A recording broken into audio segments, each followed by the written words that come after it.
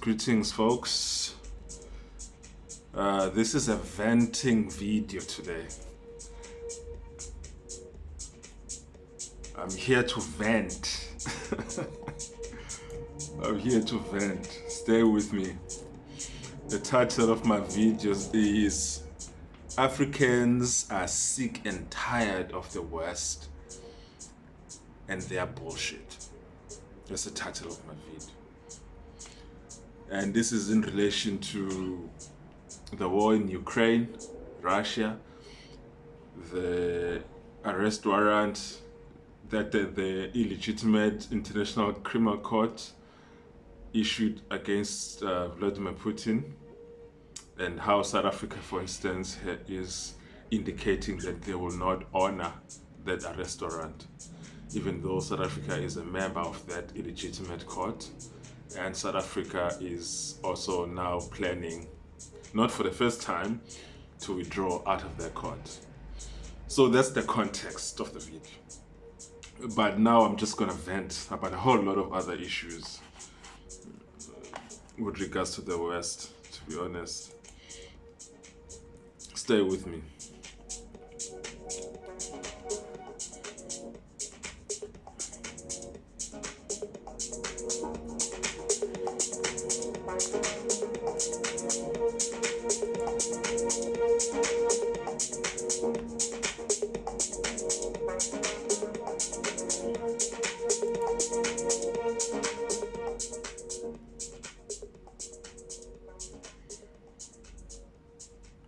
So,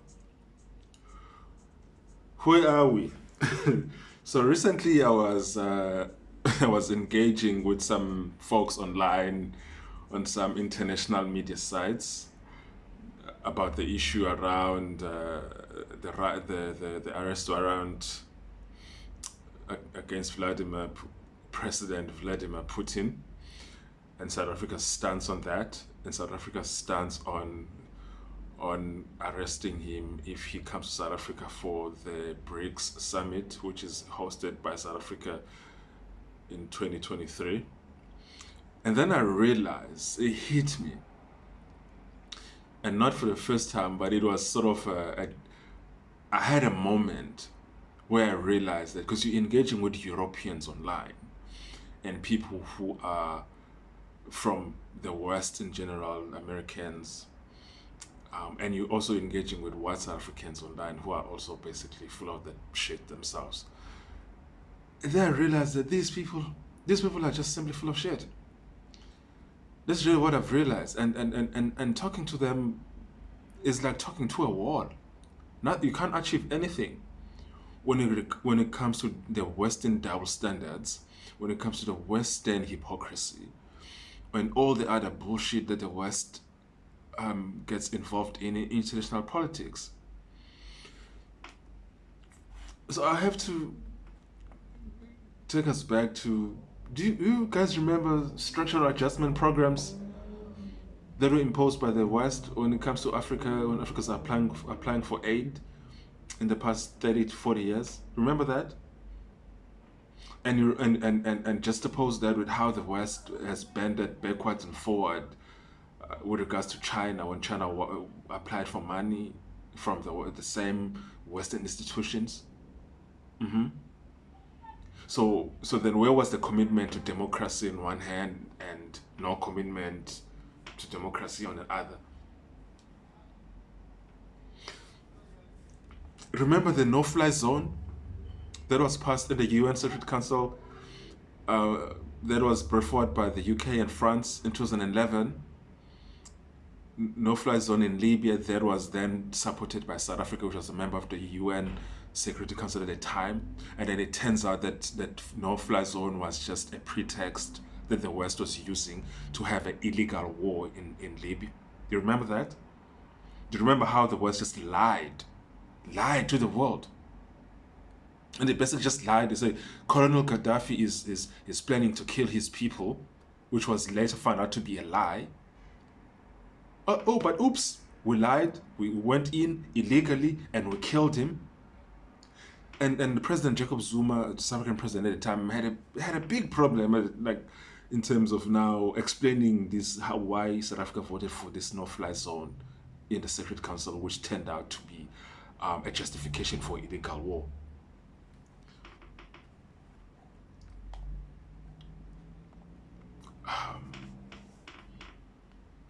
And now with the war in Ukraine, the West actually wants us to believe that the Cuban Missile Crisis never happened.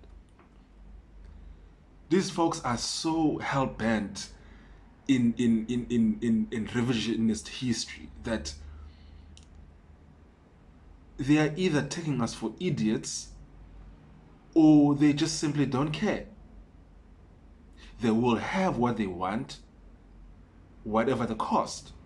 That's basically how the West operates, which is why the majority of the developing world, including Africa and Asia, Middle East and South America, are just saying, fuck you. No, we're done with you, we're done with your lies, we're done with your double standards. Are they really going to actually want us to believe that the Cuban Missile Crisis never happened? Because in order for us to properly understand what's happening in Ukraine, we have to speak about the Cuban Missile Crisis.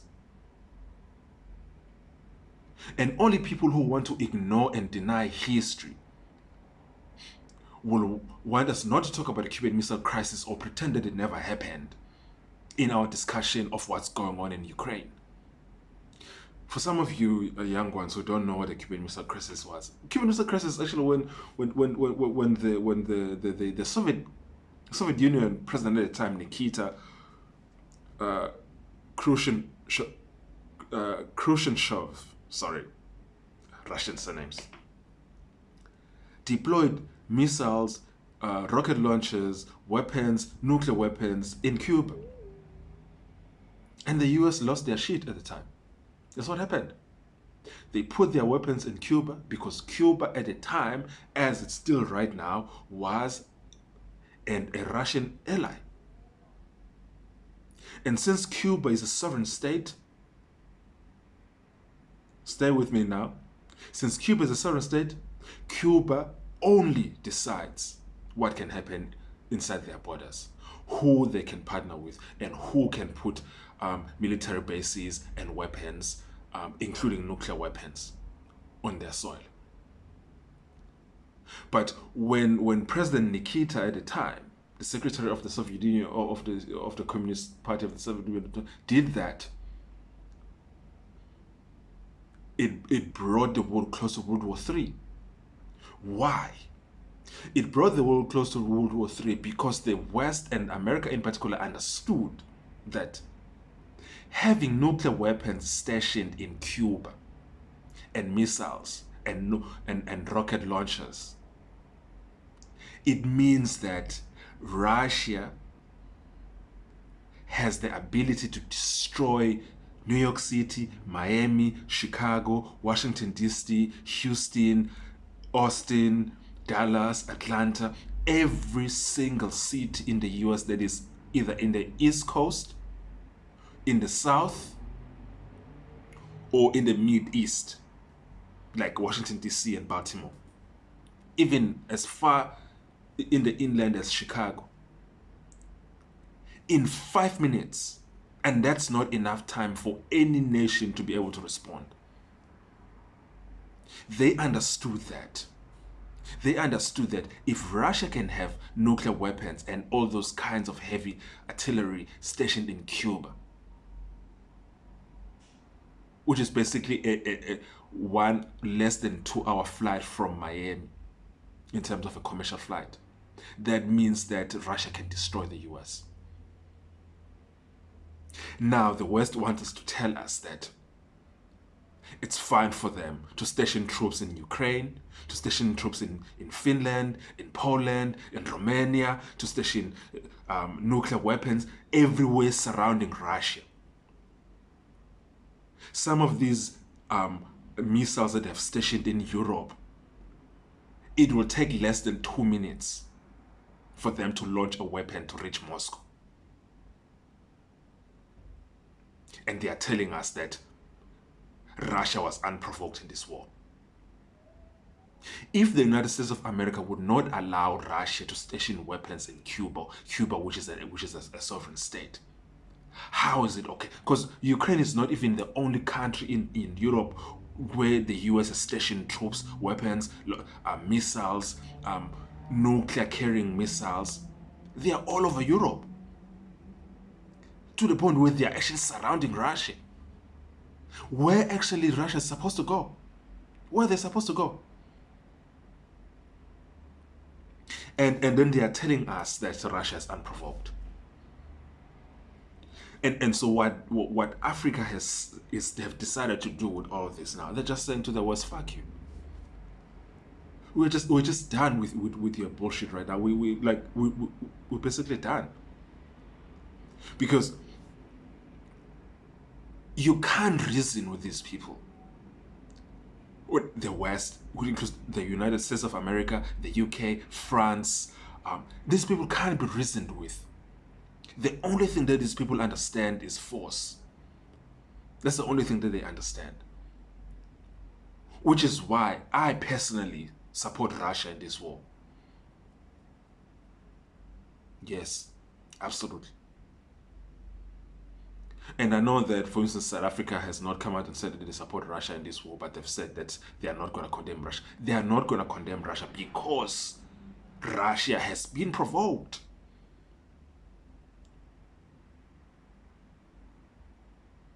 So when it comes to the US now, I mean, when it comes to the ICC issuing an arrest warrant against President Vladimir Putin, the rest of the world is just saying, fuck you. And I'm really done explaining myself and explaining the view of the rest of the world to Europeans and to Americans. Because these people can't be reasoned with. They can't be reasoned with. The level of Western arrogance that I've witnessed when it comes to this Ukrainian issue, for me, have made me realize why the world just has stopped engaging the West when it comes to these things. They're not engaging the West, they're just doing their own thing. They're doing their own thing, they're doing business with Russia, they're continuing to have military exchanges with Russia and trade and all of that other side, other things with Russia, with China. Because the West cannot be reasoned with.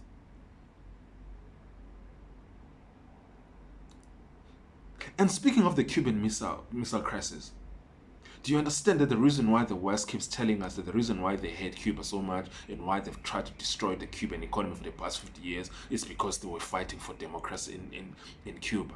But what they fail to tell you is that the American government directly supported the dictator that was in charge of Cuba before Fidel Castro. Directly supported him, funded him, gave him logistical support, and that man, Batista, killed hundreds of thousands of Cubans. And the US supported him directly and indirectly, spending millions of taxpayer dollars to support that dictator, Batista. The same thing with the dictator that came before Maduro in Venezuela. That was Chavez. They hated Chavez, right? But the dictator before Chavez, the US directly supported him. The only autocrat that the West does not support is the autocrat that they cannot control. There's even that Western saying, that well-known Western saying that we'll talk about autocrats. We'll say, oh, he's a son of a bitch, right? But he's our son of a bitch. That's exactly how the West operates when it comes to autocrats. It's not just that the West has supported autocrats in the past. It's that the West continues to support autocrats right now. How do you explain the long-standing alliance between the US and Saudi Arabia? Ask any American citizen to explain to you how is the US in alliance with Saudi Arabia?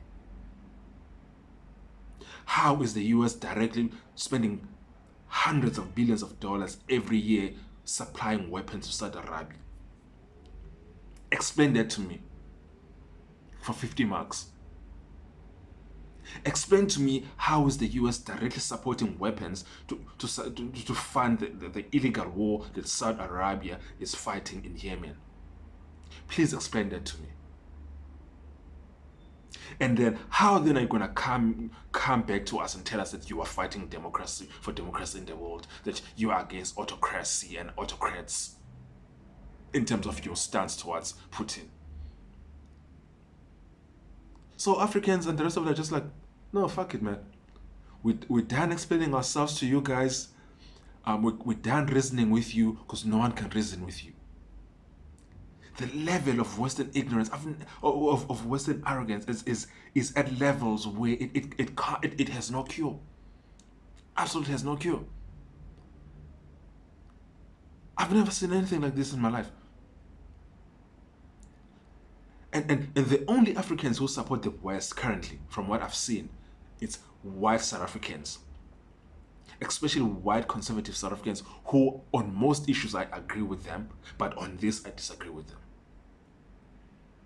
And it's the same people, white South Africans, who say they support Israel. Yeah, they support Israel, right? And they say that they are against the autocrat in President Vladimir Putin. But year after year, decade after decade, they turn a blind eye over all the war crimes that are committed by Israel. So we actually come to a point now in the world where Africa, which is made out of 50 nations, more than 50 nations, and over 1 billion people, are just saying fuck you to the rest, to the West. We'll deal with you, we'll do business with you, we'll have exchanges with you, but we're not going to depend on you, not anymore. Because the reason why the West can continue to show us their ass as they've been doing for the past close to 100 years is because of dependent on them. But now we no longer need to depend on them. We've got giants like India, who we're doing business with. We've got China, even though China is not a friend with Africa, but they are an alternative to these assholes in the West. And when it comes to Russia, Russia has consistently supported Africans in the fight against Western hegemony. During apartheid South Africa, Russia was supporting South Africa while the West was supporting the apartheid government.